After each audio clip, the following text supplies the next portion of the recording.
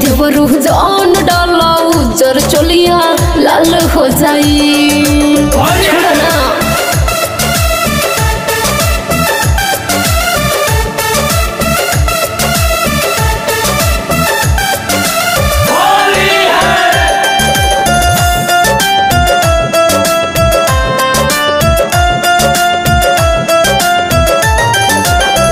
लाल पियर घोर के रंग दस जो बना बानी हम धराइल अब तो रंग बोझा के तना।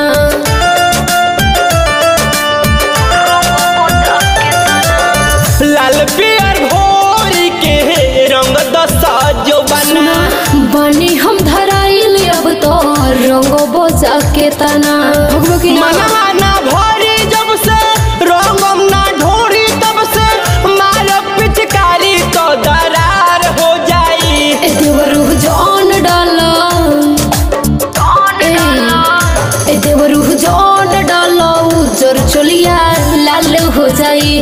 देवरू जान डाला उजर चलिया लाल हो जाई।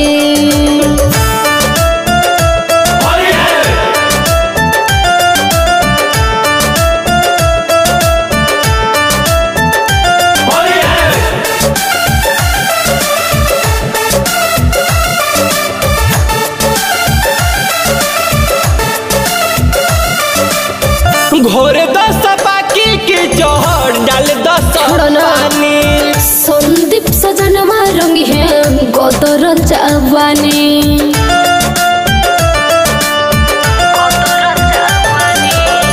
घोर दस बाकी के जोहर डाल दस पानी।